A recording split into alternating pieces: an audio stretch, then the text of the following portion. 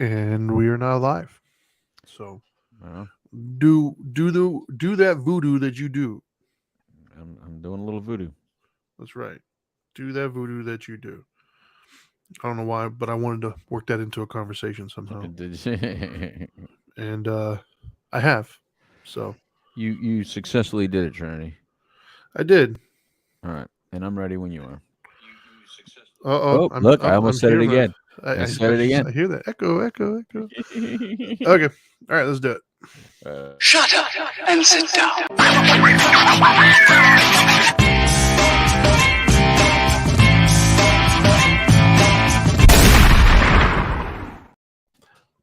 Boom. Yep. I hope people are hearing that. By the way, like otherwise, if you imagine if they didn't hear What do the you mean? intro, this is boom. They would just hear us start by just boom or boom. They'd be like, "What are You, these guys doing?" you think there's a possibility of that not coming through? Or of people fast forwarding through the intro, maybe. Although the intro's like 10 seconds, so come on, man, you can make it through 10 seconds. There's some really impatient people out there. I would probably be one of them because actually, when I watch YouTube stuff, I typically fast forward. Then you need a little bit more Dharma time. Yeah. However, I always make a point, and I don't know if you do this too or not, but I always make a point if I'm listening to something new or Yeah, if I'm watching a new show, I yeah. always watch the intro at least once. I do that too. It's Yes, I'll exactly watch what I the do. intro because I want to get it, and then after that, I'll skip through it. But I want to at least, I want to hear it. So Yep. hopefully, the Same. Dope and Dharma listeners are doing the same thing. You know why I do it though? I have a reason why I do it. Do you have a Uh, reason or you just do it? I have a reason. Is I okay? So we're gonna get into that. Like I am a person that when I watch a show, like that's my escape, and I want to appreciate. I know that every single syllable, every note, everything was done for a reason when they're trying to tell me a story. So I want to be fully immersed in the journey that the person telling the story wants me to go through. So So I want same. to be able to experience everything, which is also why I like captions on because I like to hear stuff or I don't like to miss something that's is seemingly benign because to me it goes with creating the ambiance of the moment, and so I don't want to miss out on any of that. So So same. yeah, I So want to be same. totally immersed in whatever it is. Yep. And in the way I look at an intro and outro is like that director and that editor and that producer and everybody that worked on it, the person in charge of the music, they Yeah. picked that to always kind of get your vibe and energy ready to experience whatever they're about to Right. show Yeah. you. And so I use that as a judgment tool. Shame 'Cause on you. if you notice, really good, especially HBO started that for real for me. Oh The yeah, good HBO, The Sopranos all opening yeah, was amazing. yeah, all Got those, all myself a gun. absolutely, all Yeah. those songs that they used on their shows at the Yeah. beginning just set a tone, Yeah. and so Well, it, before we I don't want to take us too far off, but that's actually how I found probably one of my favorite bands now of all time is the Heavy. okay, Is I was watching, I think it was Banshee, I think it was Banshee, and they had Shortchange Hero, and I heard it as the intro, and it was like an amazing intro song. I was like, holy crap, who is that? I looked them up, started listening to some of their music, and realized like, wow, dude, they're amazing. And the Heavy is one of those bands that has like the perfect amount of stardom. Their music is literally everywhere. Everybody's heard them, but nobody knows who they are. right. So they've got enough fame to where they're getting paid, but not so much fame where they can't walk around and be Well, that's unbothered by nice. anybody. That's Yeah, nice. no, it's amazing. Anyways, I digress. All right. Um, welcome everybody. This is Dope and Dharma, and as always, this is the well, not always, I guess. Yeah, I would say always, but this isn't Tuesday. So normally on Tuesdays it's the Dharma Time Hour. I'm on the left hand side of the screen. That's how you know it's Dharma Time. It might be. It's like a dead giveaway. It might be Tuesday Um, to somebody. yeah, if you're listening to this on a Tuesday, then you're a week behind. But welcome. Today's our Wednesday. If you're listening to this live, Right. and if you're doing so live, if you'd like to participate or give some comments or just join the discussion, you could do so on Facebook, YouTube, or Twitch under Dope and Dharma. And as always, if you want to listen to your leisure while you're working out, driving, whatever it might be, you could do so on any of your major podcasting platforms. And as always, if you do like what you hear, feel free to hit the subscribe button or like us, follow us, share it, that kind of stuff. It really does help. And we're trying to get our words of wisdom out to as many people as possible. So, all right, let's get into the topic. So, this is a Okay. topic that you actually brought up. It was a few weeks ago. I believe. You mentioned it to me, and I was like, okay. I mean, I've heard of it. I didn't really spend that much time like Right. in my life, getting into it, but I was aware of it when you first brought it up. Right. I don't remember what it was that made you. I think you were on a trip somewhere, must have heard it, and it made you want to talk about it. And then, Yeah. of course, Be real clear about that. I want to make sure that Dana knows I didn't think about this topic right? because I was thinking about Yeah. something. You know what I mean?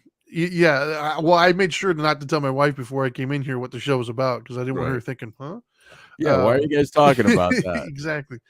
But yeah. So I've looked into a little bit more. And my initial reaction when I first heard conscious uncoupling, the little bit that I did hear of it, yeah, I was skeptical. I still am skeptical, but for different reasons. So, anyways, so before we get started, the conscious uncoupling, just so everybody knows, is not really a new thing. It's been around since like the 1940s, I think, is when it was Oh, first. really? Yeah. Well, see, it's new to me. That's why I 1940s. called you and asked you, what does it mean? Yeah, 1940s is when it was first kind of like coined. 1970s, Okay. it was a little bit more, but then in 2009, I think it was 2008, 2009, a lady something Woodward, I think her name was. She kind of wrote a book about conscious uncoupling and brought it to the forefront. And then it became really popular when Gwyneth Paltrow kind of, took the mantle.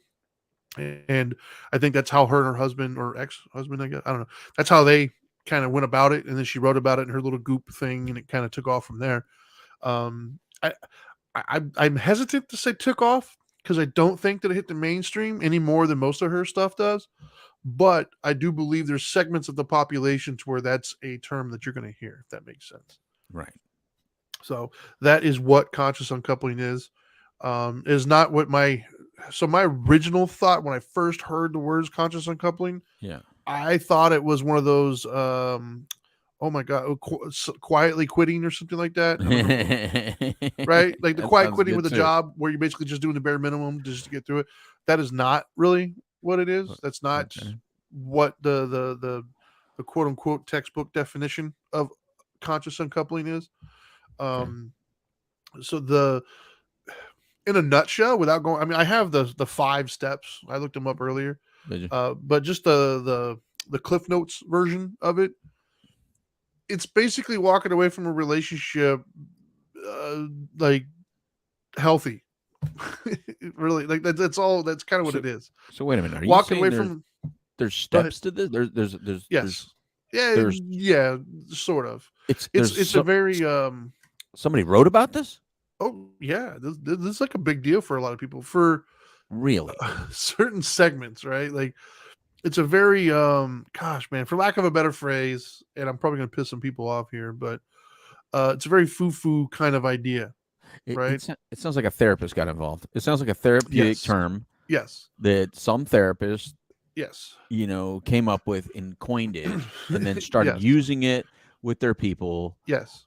That's basically what it is. And when you look at the overall or overarching kind of all right, the bare nuts and bolts of what is this, that's kind of what it is. It's like if you had a therapist come in and help you guys separate and did it the most healthy way possible. That's like kind of that. what it is. I like that part. I mean, just for those of you that don't know, I'm an addictions professional. I see patients, I see clients. So Sure. I've done therapy to people for a long time. But I'm not a marital therapist. Yeah. That's not my deal. And I don't sit there and go, and how does that make you feel? That's not my style. It's always your mom's fault or your dad's fault. Like, that's why that's not my style. I'm into realistic, like, look, and regardless of your situation, we got to do something about it, right? Or else we're just going to sit here and complain about it. And we could do this for years. Like there's famous patients like Howard Stern that go to therapists for forever. Right. Or there's people that actually do brief type therapy, and let's keep it moving. We got to go. I just got to. I need to process this emotion or this feeling or this resentment really fast, and I got to stop hurting myself. But I need some active measures and a plan to get out of it, which is the reason life coaches get so much action now, and gurus get so much action now, and people on TikTok and stuff are becoming better paid therapists than some of you out there, because you spend too much time coining phrases like this and wanting to spend enormous amount of hours just sitting there listening and going, You just Wow. gave me another topic for a show, by Right. the way. Oh, good. Yeah, we're gonna do a show on therapy, Okay. just in general therapy. Like, Okay. yeah, because I think that would be a good one. So yeah, I mean, so when you heard conscious uncoupling, what comes to your mind? Like, what do you think of? Well, so when I heard it, and I don't remember where I was or anything because that's the way my brain works. I do remember the term, and it was like aware separation, like being aware of separation. And I guess I was thinking like who isn't aware that they're separating? Like, Right. are there people out there that all of a sudden they go home and it's empty? Which remember the Dear John letters? Oh yeah, So we know they exist. Yeah, so we know that exists. So I was figuring this is one of those situations where two people are still playing like adults and they sit down. Like I was imagining modern couples sitting down and says, "We have to talk." Oh, Right. really, honey? What do we have to talk about? And that they go, "I don't think this is working." You know what? I'm glad you said that because I don't think it's working either. Well, let's talk about how we're going to do this then, because we're both on the mortgage, or we're both on the lease, or we have these children, and I figured like it sounds like That's kind of what it is. it sounds very idealistic, Of course, but I'm thinking one of them is really the whole time saying, "You son of a bitch." right. Yeah, I'm playing this game with you, but I'm going to take you for half of what you Yeah. son of. Who is she or who is he? Like, who? Well, you know what I mean? That's why I don't think it's realistic. Well, just and don't. and if it is, you guys sound perfect for each other. That's my why? kind of my Why point. would you uncouple? If you could sit down, I guess the way I'm looking at it is, you could sit down and consciously uncouple. Yeah. You probably shouldn't be uncoupling, because if you think funny. there's someone else out there that knows how to have this conversation more respectfully or maturely than the one you're having with it now, you are going to be sad. What I think is amazing is you and I have never spoken about this. No. Other than you just dropped that nugget one day of this is you think we should do a show on. Right. And I 100% feel the same for the same reasons. The first thing that comes in my mind when I'm reading all the stuff that entails is if you're in a position with a partner where you can calmly and rationally sit down and discuss your feelings and be heard and vice versa. Right. What the hell are you separating for? Right. That's like the whole point, right? Like divorces don't happen because you're getting along so well and No. everything works. No, divorces happen because somebody's upset, or both people are upset and they can't get over it. You think there's a point where you sit there and you said there's 5 steps to it, right? And by the time you get to the 5th step, maybe there's like a possible 6th, which says, if you were able to complete the last 5 steps, 6th step is re-ask that person to go out with you again. Get back on get on the other knee. Here, so Marissa from Facebook Live said, uncoupling gets rid of irreconcilable differences in divorce, apparently. LOL. Yeah. If they can agree this much, then why? Yeah, I think we're kind of all saying the same thing. Well, yeah. It feels to me, like you said, it feels to me like a therapist came up with it. Right. Who is trying to give you the blueprint of like perfection. Like this is what it's supposed to look like. Yeah. But it's not very practical, in my opinion. An unmarried therapist, by the way. Probably.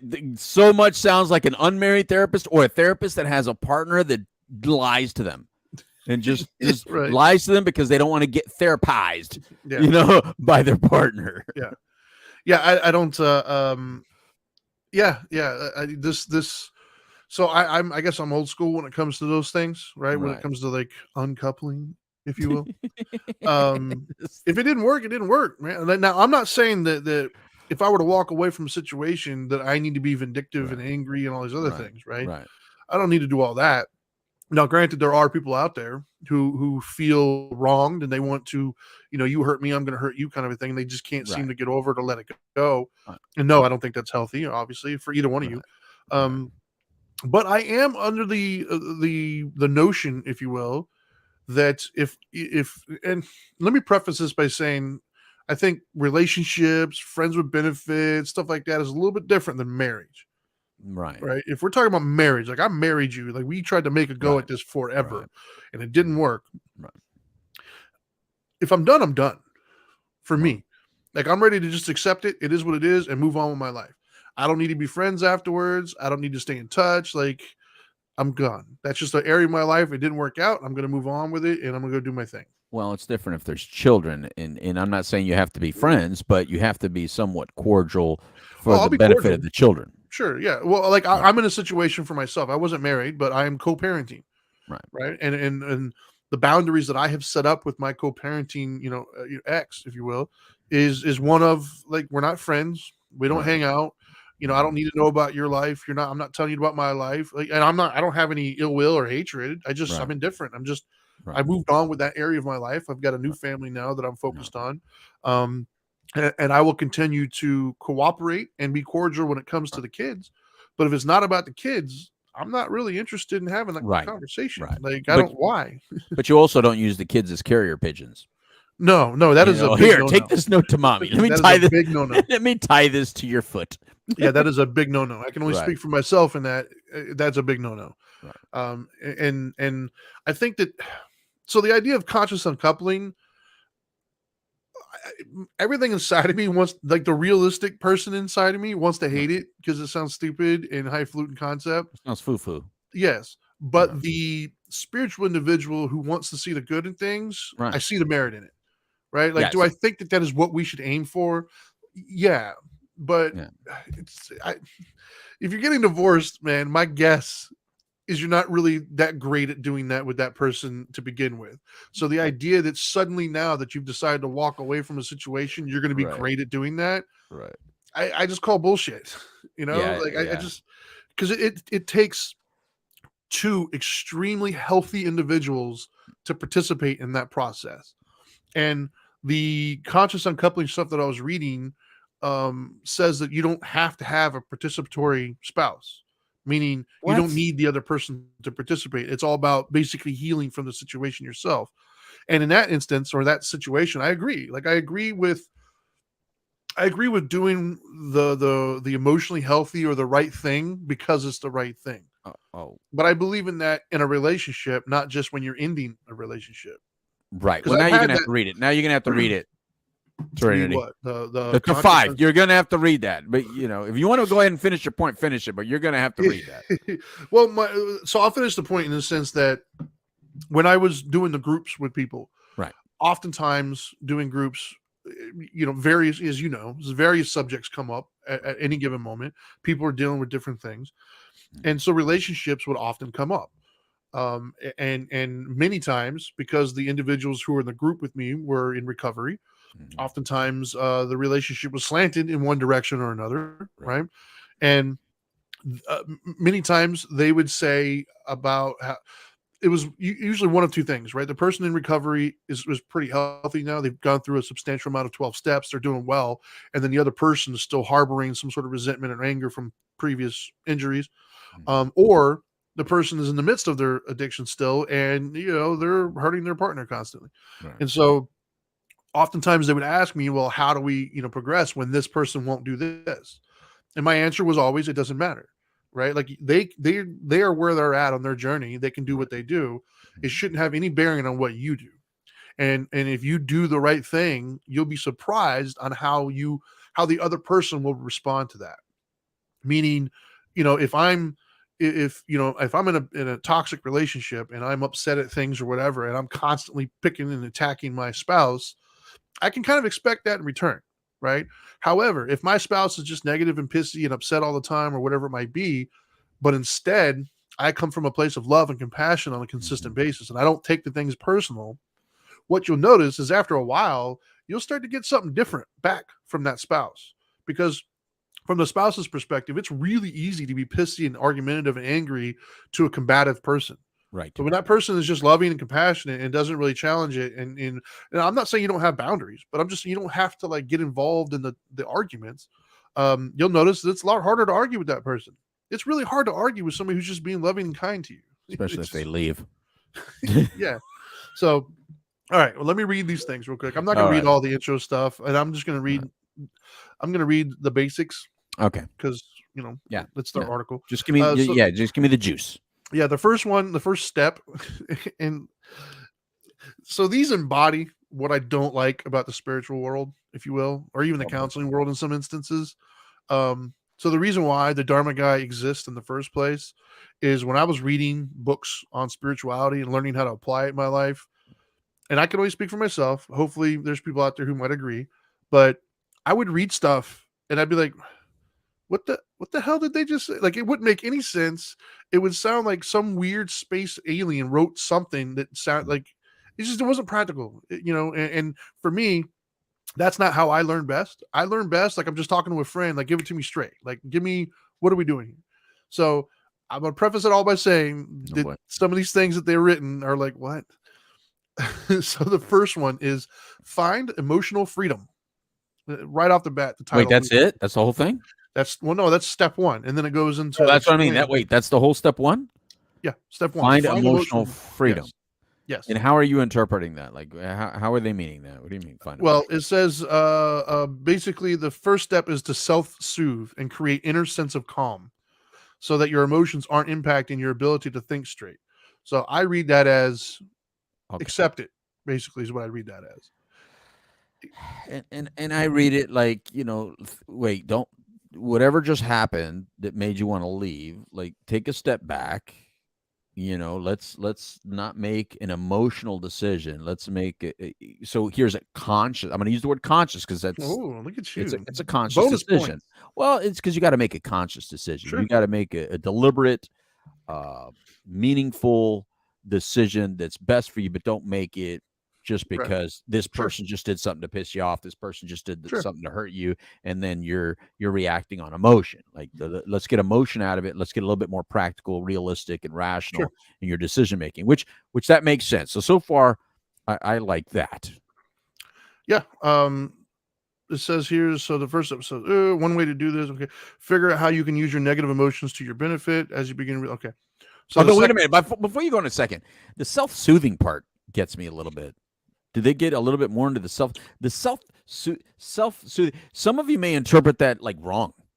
Like, you know it what says I mean? Here, well, the way they explain, like, take care of you, go make yourself feel good. Somebody may self-soothe before they do all step 5. You got to do all 5 steps apparently before you go out there and there's a link here. It's like a hyperlink that takes you to a whole article apparently that talks about that. So. Well, that link is probably not self-soothing. It probably is like a material that helps you create an inner sense of calm. Yeah. It's called Pornhub. Don't go there yet. You're not you first got to deal with your relationship before you start doing ridiculous stuff like that. Sure. So go ahead. What's yeah, it's relatively vague for the first one, I guess. It's open to interpretation, I think, for many. Second step, number 2. Reclaim your power and your life. Well, now, what does that mean to you? So you're the bitter one. So you're the one that got ousted. You're the one that got. Say. Well, that's what it sounds like. I mean, if you're reclaiming, it's almost like somehow you lost yourself within something very toxic. So right? I'm going to give you the short reading that. I'm going to give you the synopsis here. It's a 3-paragraph long thing, so I'm just going to give you. Don't give me the last paragraphs. It says basically, in short, being able to see yourself as the co-creator of what happened in the relationship without shaming or blaming yourself is key. So basically, understanding that it didn't happen to you, you participated. Yeah, right. I like once that. Again, it's healthy. Because nobody's an island, right? Like it takes 2 to argue. Right. Well, I almost think that the way that they headline it doesn't sound as good as maybe some sentences that are within it. No, it doesn't. Because I mean that last sentence you said, that makes a lot more sense. It's like, look, you're a participant, you're not a victim. That's kind of the way I would say. Don't go into a breakup or a divorce thinking you're the victim of the situation. Just because then you the anger and resentment are going to be guiding your decision making. So I think it's better to kind of understand that whatever it was, whatever happened, I'm a participant in this. However, if the other person did something, extracurricular activities outside of the relationship, don't get stuck in blaming yourself and shaming yourself and attacking yourself. That's the decision they made, just like there's decisions that you made. But if you're the one that went out and did extracurricular activities, also you can't be blaming them for why you did it. That's still your decision, and you made that decision consciously. Again, consciously. The word conscious keeps coming up in my explanation, with or without doing it. So they're doing a good enough job to making me use one of the words in their description. So, well, I think that that is something that we all say, right? I've never heard anybody say, "No, I'm perfect and you're the whole problem." Oh, They, wait a well, they minute. don't. Wait a minute. Wait a Hold minute. on. I Heard haven't it. heard. I I've haven't heard heard you it. guys say it specifically that way. You're perfect, or I'm perfect, and you're the problem. I do no wrong. I've never heard that specifically. What I have heard is, oh yeah, it takes two of us. I'm sure I'm not perfect either, but you, and then they lay into the other person and proceed to list every single thing that they've negative ever done. So the implication is I'm perfect and you're the problem, right? So it's a great idea, this concept of, yeah, I participated, but I don't think we spend enough time really looking into how did I participate, right? Like, yes, I'm hurt and I'm upset at this other person at the moment. My feelings are hurt, but they probably feel the same. And I think that gets lost sometimes. We don't acknowledge the fact that we're the villain in somebody's story at all times, in this world. Just like you're the victim in the story, you're the villain in somebody else's story, whether you believe so or not. I think that's what's weird about it. Being two guys that we make our living off of words rather than like our hands, right? Right. Both of us like the simplicity of hands, meaning it's so simple. If I push you, you know darn well I pushed you, right? Well, guess what? I know my words. I know when I'm pushing, right? Yeah. What I don't like is when someone does not admit that they're pushing. You're pushing me away with your words. Like you're verbally saying, something like a punch, except I'd rather you just punch me and let's get this over with. Now, do you think everybody's always aware of that? I would like to believe that a large majority of us are 100% aware of it, but may not want to admit it. Because if you admit something, then it's almost like admitting that you're a participant. And I don't think that people want to be a participant, which is why I think that they're saying that. Because I think that marital therapists probably hear so much of the person feeling like a victim and not a participant in the unfolding. Sure. Yeah, I don't know. I think that's a good question on how many, because I do think that some of us are very self-aware and very conscious of what's taking place in us internally and how that comes out. However, I do think that there are some people out there who are just really, really not self-aware, and they're saying certain things, and it really has not clicked inside of them on how what they just said was extremely aggressive or hurtful. I do think that there's some people out there that just don't get it. I agree with that, and I'm going to add to that. My experience has been that the people that actually feel the most self-aware are actually the least self-aware. Ooh, look at that! Right. Like a fortune cookie. Yeah, I think the ones that admit that, I think I know what's going on. I feel like I know what I'm doing. I feel like I did it, but the ones that say I know 100% what I did, when they say that for everything, for every emotion, through every emotion, because I believe that you know it sometimes. Like I know it sometimes, of course, but I don't always know it, because if I always knew it, hell, I'd be able to control every outcome, and I can't. Yeah, well, there's definitely been times in my life even where my wife and I'll have a conversation, and maybe I'll say something that stung a little bit. Right. And I fully knew it, like it was intended to sting, and I did it, and I know I did it. I might not admit it to her in the moment. I'm like, what are you talking about? No, I know exactly what I did. But there's been other moments too, where maybe I was already agitated from other things, and she'll say something, and I'll snap a little bit. Didn't even realize that I snapped. It never occurred to me that, I was coming from a place of unskillfulness at that moment. Right. And those are the ones that suck, because then I have to come back and be like, I'm sorry. I didn't handle that one well. That's why we all need that instant replay that they do on that commercial, man. We all need to throw the red flag. And I look, my wife and I actually joked about like installing cameras in the entire house and actually going to that method, because we both love that commercial so much, and we both want to throw the red flag on the other person. Right. And I've heard myself before and go like, wow, I really didn't think I sounded aggressive on that, but I can see why you did. And then that sentence comes, I can see why you interpreted that. Well, that's because it was, Louis. Because it was, man. All right. Next one is, once again, these all sound like great ideas, but they're very vague. Step 3, if you're following along with those kids, is break the pattern, heal your heart. Oh, I hate the foo-fooish way that it's the title of it just sucks, by the way. All 3 of these titles have sucked. I've liked the body of what you say. I have not liked any of the titles. So can you repeat that again? The title is break the title. Yeah. Break the pattern, heal your heart. All right, now give me the context. It says here, you have the power to learn how to have healthier relationships. You can do that. It's your destiny to love and be loved. That's the last sentence. So of the basically paragraph. saying, all right, so your picker was broke. It doesn't mean your picker's going to stay broke. It could be repaired. Basically, Right? yeah. Basically, Okay. yeah. Well, yeah. Which is true. That's a big deal, man. Like, let's pause right there. Oh, yeah. Because we've talked about this in previous episodes, but I think it Mhm. bears repeating. This idea that there's no good men or there's no good women out there is complete and utter bullshit. They're out there. Your Right. picker just might be broken. And I Kaput. don't think people pay attention. Your picker could be broken, man. Like you could be guided by some trauma. You could be guided by some past pains and things of that nature, Right. not even know it. And so you're subconsciously valuing things in people that are very toxic to you. Right. And then when you get together with them, because that's what you're attracted to, because you're attracted to that chaos and to that Right. turmoil. And then when you get it, it's comfortable, right? You don't like it, but it's comfortable because you've been in it. You know what that is, right? I've lived that way my whole life. Right. Okay, great. But then after a while, it's not sustainable, and you're like, "Oh, this kind of sucks, man. They're bad. They're bad for me." Well, you picked them. Maybe it's time for you to reevaluate what you value in others, man, and try to get healthy. Once again, instead of looking for the right person, work on being the right person. Right. Right. The right people will attract other right people to you. Amen to that, man. And then you're infected. And when you're infected, you're contagious, by the way, because now you're bringing that infection to a new relationship. Do not go into the next relationship infected.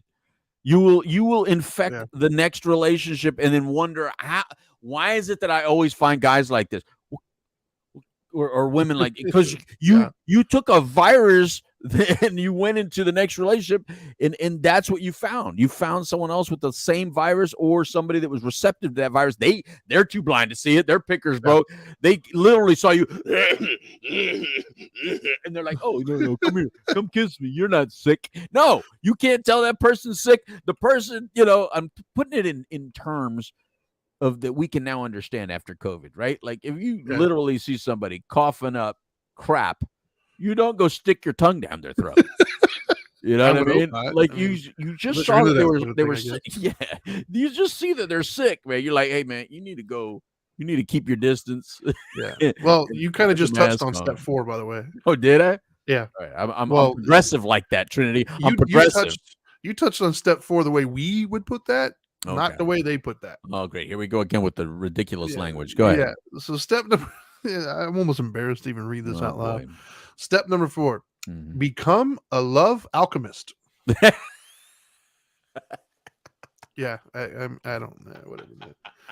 Those are the things that I have a problem with. That is the sole purpose that Dharma Guy exists. Oh my God. I don't like it when people say these like, hey, you have to like such a, it's like, what are you even saying? Like, can you put it in layman's terms, man? Yeah. All I hear is a witch saying oil and trouble, boil and bubble, whatever. What is that stupid saying? I don't even know. From that boil and bubble, toil and trouble, whatever. What are you mixing up some sort of concoction? I mean, by the way, Santeria, I don't want anything to do with Santeria. I mean, if you're out there, if you're lighting candles and you're creating elixirs and you want me to drink it, no, stay away from me because that's what that sounds like. When you say alchemist, I think brujeria, man. I don't want no brujeria around me, brother. Just you keep that over there. I don't mind brujas. I just want to be in a relationship with a bruja. You know what I mean? I had a friend that did that stuff one time. I had no idea. We worked together and we went out to the parking lot and he put this like something on this person's tire, like on their car. I was like, "What are you doing?" And that's when he tried to explain to me what it was. I was like, "Whatever, dude. That doesn't make any sense to me." But okay. Yeah. So you're gonna have to explain that love alchemist potion stuff that you just talked about. Yeah. Well, it's basically what you and I were just kind of saying, and that is. It explains that Woodward Thomas, which is the person who did it, explains that step 4 is about hitting the reset button and transforming resentment into wisdom and lessons learned. It's the process of forgiving yourself and your ex, then setting an intention for the new form that relationship will take. So basically, it's about healing. It's about realizing, okay, what can I take from this situation and learn from it? Where did it go wrong? What part did I play? Where were my boundaries not set? What red flags were there? I'm going to learn from those. That's basically what become a love alchemist means. I guess. That, my friend, is the acceptance part of the steps. Yeah. Except that no longer exists. So don't waste any time trying to figure it out, trying to play with it, trying to reconnect it, whatever. And you're going to go now in this path and you're going to accept that this is now your life. So I don't want to hear about tomorrow. I don't want to hear about what coulda, shoulda, woulda. That's done. This is your new path. Accept it. Move forward. That's the acceptance step right there. But how he says it, Woodward. Yeah, whatever. This man. alchemist. You don't need to be no alchemist. You just. I don't get it. You don't need to be an alchemist.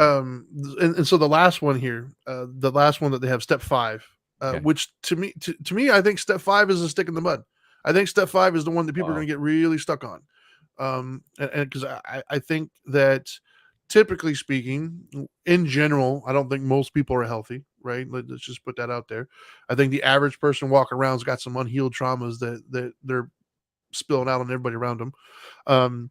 Well, nobody divorcing is healthy for sure. Anyone involved in a divorce is unhealthy, even though you were a healthy, normal, rational human being prior to divorce. The act of divorce itself is going to hurt. Exactly. It's painful no matter what side you're on. Yeah. And then, so being the fact that it's unhealthy in general and then walking away, like I think it's asking a lot. Now, granted, from a spiritual perspective, right, from a Buddhist philosophy, this is 100% dead on.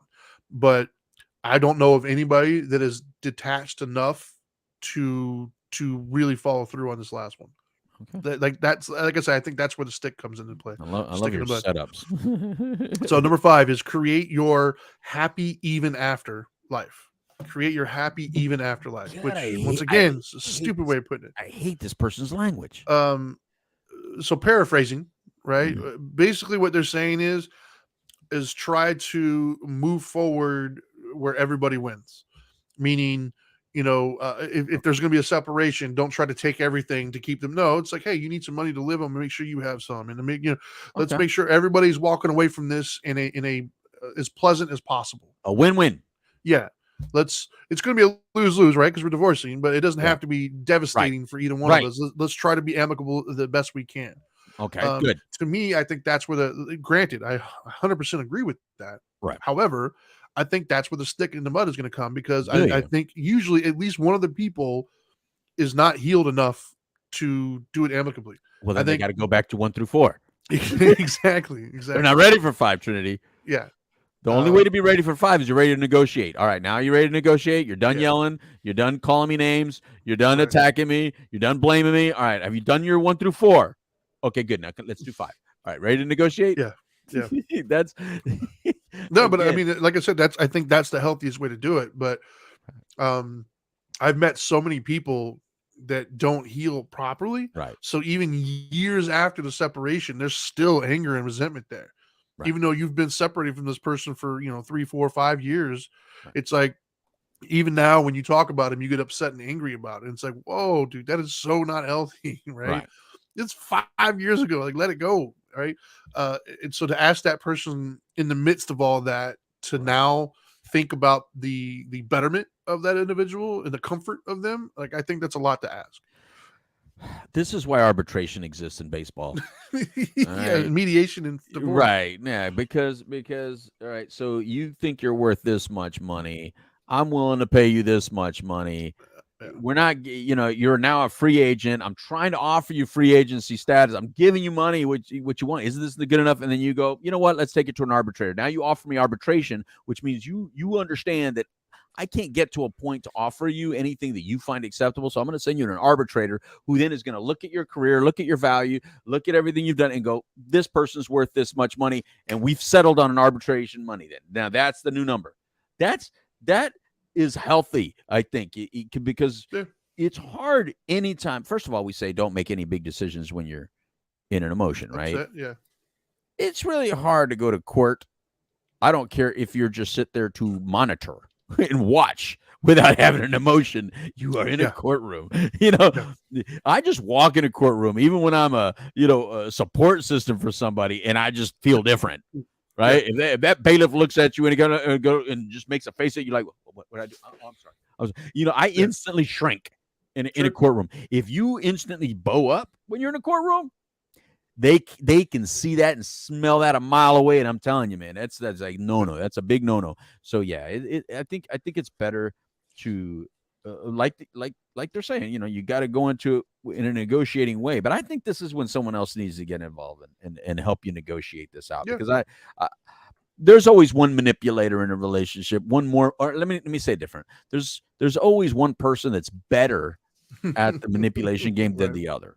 Not Yeah. necessarily a good one, just better than the all you have to be is better than the other person, right? Sure.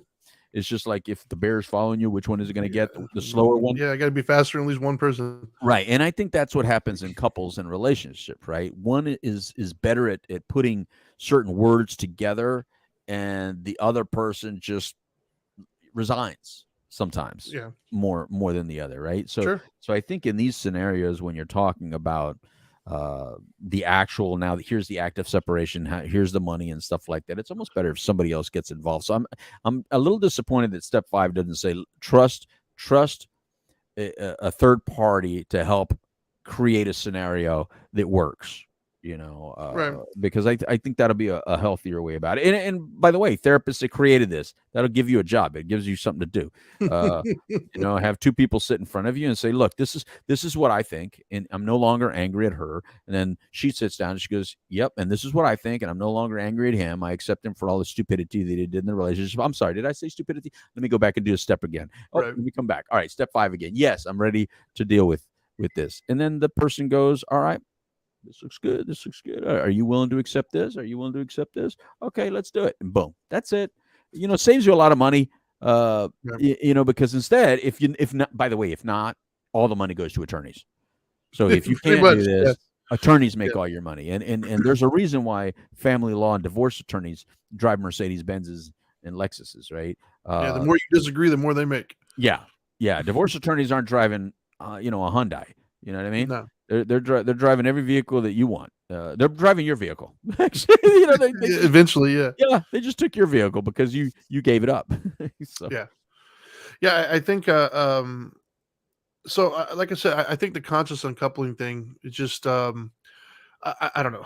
At its base, yeah, I think it's a fantastic idea. I think that's the goal. I think for most people, or should be the goal. Yeah.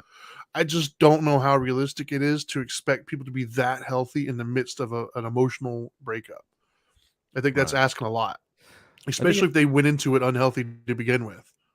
So if you're already unhealthy and you're already dealing with trauma and pains and things of that nature in an unskillful way, obviously, because it's spilling out onto your partner, to then navigate a healthy breakup where you're like cordial and understanding, and I just don't beat yourself up if you're not able to do that, is what I'm saying. Yeah. Well, I like that there are steps to get there. I do like that, because if it was just an event, like, oh, you should just sit down and just accept. Yeah. This ain't Good happening. luck. This ain't happening in one session, baby. This is I gotta vent a little bit. The other person has to vent a little bit. You kind of got to go through a lot of emotion, and they'd be like, oh, you got to bleed out, and then the person goes, okay. You good? You done? All right. Now just accept it. Like this is almost like the stages of grief, they're kind of similar, where at the end you just have to accept the loss. Yeah. Right. You go through your anger, you go through your frustration, and then eventually you're going to get to the point where you have to accept the loss and move forward. Right. And so that's no different. By the way, the only difference is somebody came up with these fancy little words like therapists always exactly do. Right. Exactly. This is conscious uncoupling. Yeah. Which I think is incredibly intelligent terminology. No, it's great branding. Great branding. I just hate, some of the way you guys. No, I couldn't agree more. But the steps make sense. Of course. Well, that's what I'm saying. I agree with it. Like, I think that is a great way of doing it. I wouldn't word it that way, and I would also be. I would be interested to see the data on how many people are successfully able to do that. Like, I don't think it's a high number. It just required explanation. You know what I mean? And so Marissa on Facebook Live, she's watching live, and she said it can lead to a lot of emotional bypassing and burying them to only come up later if you're trying so hard to do it as nice as possible. Yeah. And that's the other issue with it, right? Like, not only do I think that it's very difficult, if not impossible, for some people to do that.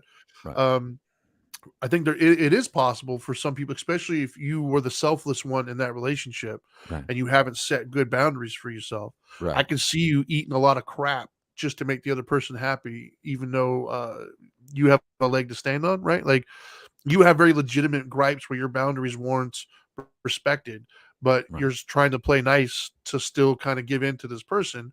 And then that could lead to even further resentment, because at some point you're going to look back and be like, why did I not speak up?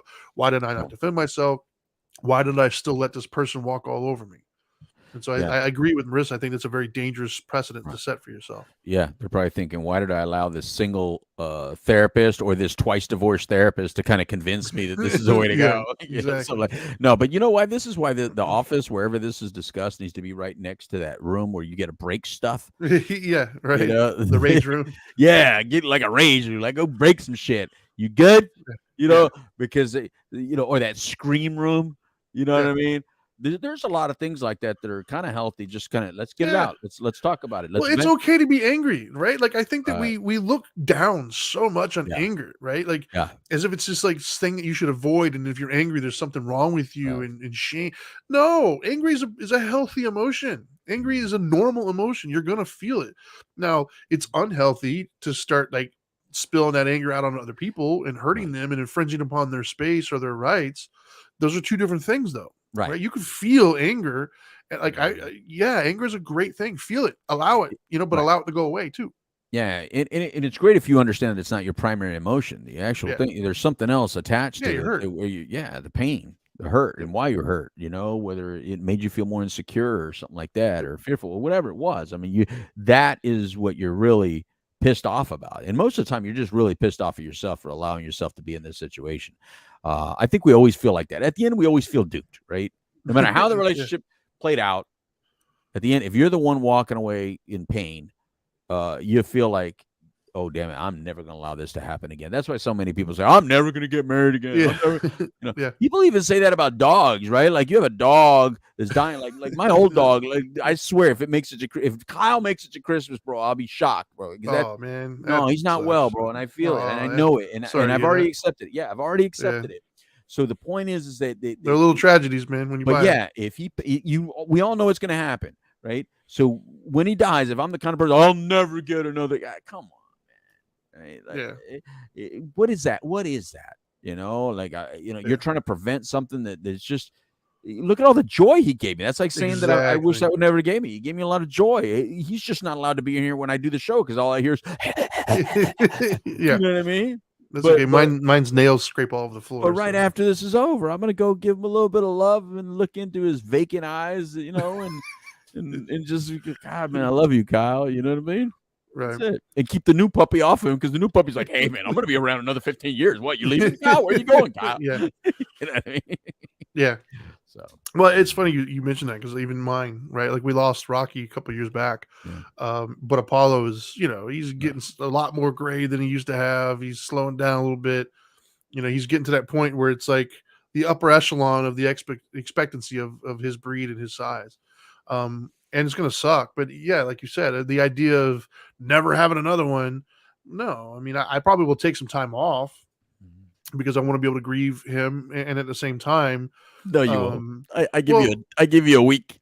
No, I probably will personally, only because like I've been responsible for either kids or animals for so long. Like I wouldn't mind taking a break of having to because it's tedious to have to take them with you on vacation or find somebody to watch them and just I wouldn't mind having a break. You gotta remember my house is a little bit different, dude. My wife has got like a zoo in here, so like I'm over being responsible for animals for a little bit. Yeah, you notice in all, but eventually I will get one. Yeah, and all the sentences that you're saying I, but what you forget is you got women there I know, at your house that are let me live in my delusion for just a minute. You go, okay. As long as you know enjoy my delusion. As long as you know you're there, Trinity, I will let you feel like I'm fully aware. Need some time. Yeah, I'm fully aware that I will decide to get a dog as soon as my wife decides that for us. You need some time. Like I thought it was ending at 2 dogs, right? That third dog.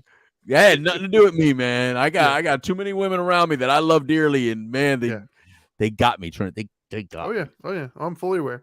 But like I said, I'm gonna live in my delusion long enough. Let me have that for now. Okay. But anyways, yeah. So the conscious uncoupling, I think that so I guess let me just refer to the leaving, right? The healthy, our prognosis, if you will. Just right. Open Dharma. This is how we talk about it. Right. I think anytime you leave a relationship, one of the most liberating things to do at the end of a relationship is to let it go. And what I mean by let it go, right? Like I remember with a breakup. I'm not going to say who or how, but there was a breakup that took place in my life. Right. And I remember after the breakup, there were like text messages that were sent Right. that would hype me up. Right. It would like reflect or bring up an instance or whatever it was, their perspective of it. And I would get irritated because my perspective was obviously different. So what are you talking about? Like, it would start like an argument or dialogue. Right. Right. Because I was still operating in that mode of it mattered what they thought of me. It mattered if they got this right or wrong. And I was filled unconsciously. I was filled with this irrational fear of if I don't correct that, something's going to happen. Like I've got to correct that. They're wrong. And that's where I came up with the okay practice. That's why I came up with the okay practice, and it worked for me. And that is, who cares? Right? Like if you think these things, okay, now what? Because at the end of the day, no matter what I say to you, you're going to think it anyways. But if I engage, then I'm just prolonging this toxicity between the two of us. I'm keeping the party going when I don't want to be at the party in the first place. So what I eventually ended up doing was, let's exaggerate for the purposes of this discussion. Oh, you're an asshole. Okay. I'm not even going to defend it. I'm not even going to tell you why I'm not. Okay, I'm an asshole. Now what? Like, and congratulations. That's how you feel. And I'm agreeing with you 100%. Yep, I'm an asshole. Now what? And you realize nothing. There is no, the conversation's now over because you just admitted to it. And so what I say is now I just skip straight to the point of setting that boundary of I'm not going to allow myself to I don't want to say care, right? Because we all care, but I'm not going to allow myself to engage.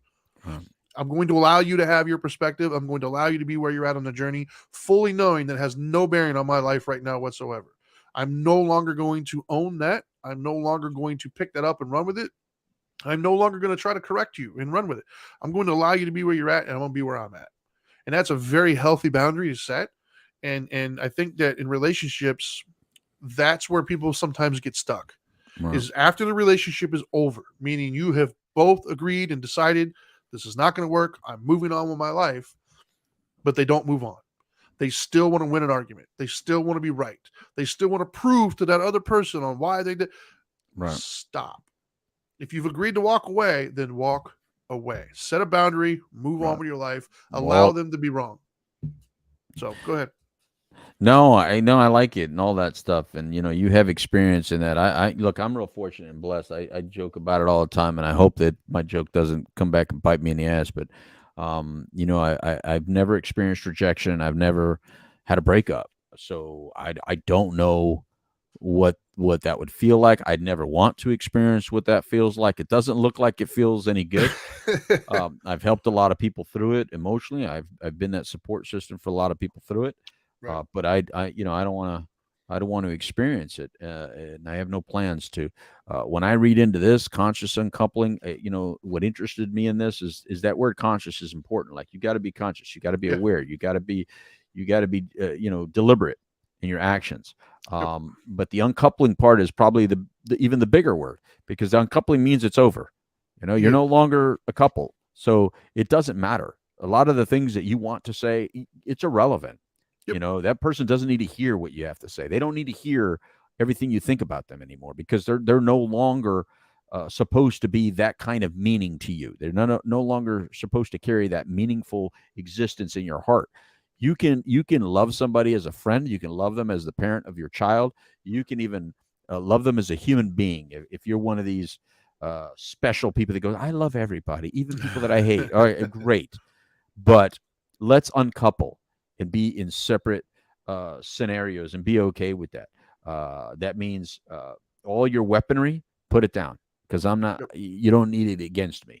I'm not going to fire back at you. You're not going to fire at me. That's how I envision this being in reality, right? Is two people agreeing to no longer fight, right? Let's not throw daggers at each other. Neither one of us are going to win. How about this? How about we're both assholes? We're right. We got to allow ourselves to each be each other's asshole. But how about both of us are right, and how about both of us are wrong? because that's the reality of most bad situations. Sure. Both of us are going to be wrong. Both of us are going to be right. And both of us are jerky to each other, which is why we don't work. And since we don't work, we need to move our separate ways. And how about this? When we communicate, just understand, God, man, we tried it, right? It was good. We had good times, right? We had great times, but it just didn't work out that way, man. So let's just, let's be here for the kids. Let's not pass messages through the kids. Let's not use them as messenger people. They don't, why we broke up is because it was a toxic relationship for the kids. They were watching that toxicity. Let's just at least agree to one thing and make this the biggest agreement that we have is that, well, two. One, that we don't work together, and two, that they don't have to see that toxicity anymore. Right. And that's it. And as long as we do that, we have been successful parents. If we do that, we are successful parents. If we cannot do that, then we weren't good together. We're not good not together. You know what? We really do both suck. We both need to just figure that shit out, because we suck together, we suck apart. What's next? So I think that's where this all goes. Thank you very much for allowing us to talk about conscious uncoupling. Trinity, I like that on Dharma Time, you have that final say so when we talk about Dharma Time. We might both bring up things, but I like the fact that I can kind of just sit back on Dharma Time and be like, all right, Dharma guy, where is this something that you want to discuss on this show? And then we have at it. So I think we effectively explained our understanding of this topic based on the information you gave us. And now I feel like Johnny Cash and my song is sung, so I'm done. There you go, man. I've been everywhere, man. Yeah, I think you hit it on the head. And it sounds mean almost to somebody, but it doesn't matter, right? Like that's the biggest part, I think, is if you've separating from someone, what they think and feel about you, and to a lesser extent their happiness, it doesn't matter anymore. It's not your job. That's not your role in that person's life anymore. If I've separated from somebody, I've got my own life now that I need to worry about. Your happiness, that's no longer my concern. I mean, I hope for you on a baseline as a human being that you achieve happiness. And if I'm connected to you through kids or through other acquaintances or whatever, I wouldn't want to wish you any ill, right? Like, so on that base level, happiness, I hope, is achievable. However, actively working towards making that happen is no longer my responsibility. That's not a burden that I'm walking around with anymore. So the idea that it doesn't matter, that's important, right? Like, I think that has to be the focus, not in a cold, angry, vindictive way, but just in a matter of fact way. You got to move on. You got to heal from it. You got to let that go. It no longer matters that you were wrong. That Thursday afternoon when, they wanted the chicken and you were, it doesn't matter. Right. It seriously. And I think I see so many people get hung up on things when it did matter. And we can argue that it didn't even matter then, right? Because most arguments are petty in nature, but it mattered then in the sense of you were still dependent on one another for some sort of reciprocal relationship. Right. But now it no longer matters. If they were right and you were wrong, or vice versa, it really does not affect your day moving forward. And that's the approach that you got to take. So the conscious uncoupling thing, hey man, I think that's the gold standard. I think that's what you should strive to achieve. I wouldn't beat yourself up if you're not an expert at it. I think at the end of the day, you got to live your life in the way that you can be proud of. Try to be cognizant of the fact of they're a human being and they had a perspective as well. Just because you feel hurt doesn't mean you were inherently right. They also felt hurt and they weren't inherently right or wrong either. And so, as he pointed out earlier, it just didn't work. I think that's the healthiest approach to have. It just didn't work. For whatever reason, it doesn't matter at the end of the day why it didn't work, because when you move on in your life, it's not like that's going to be on the application that you're going to have to fill out to get whatever you want of why it doesn't matter. It's irrelevant. So it just, you got to focus on the idea. It didn't work. Let it go, move on. Let them be where they're at on their journey and you be where you're at on your journey. And I think take your antibiotics and then go focus on conscious coupling. Exactly. instead of Go out bringing there- that crap to the next Yes. relationship. Yes, yes, and if you are going to find another relationship, which I would encourage people to do if that's something that gives you fulfillment, but don't take it with you. Don't have that third party in a relationship. Like, don't walk into it reading into every single thing that this other person does with your own narrative. I use that word on purpose, and I'll tell you why in a minute. With your own narrative and filling in all these gaps and trying to say, well, they did. Stop. That's not good for them. That's not good for you, and it's damn sure not good for your relationship. And so, yeah, moving forward, that's part of the healing process, is letting that stuff go and not bringing all that baggage with you into the next one. So, and the reason why I said narrative, by the way, is I figure we're going to be doing a show on narrative, and why not next week?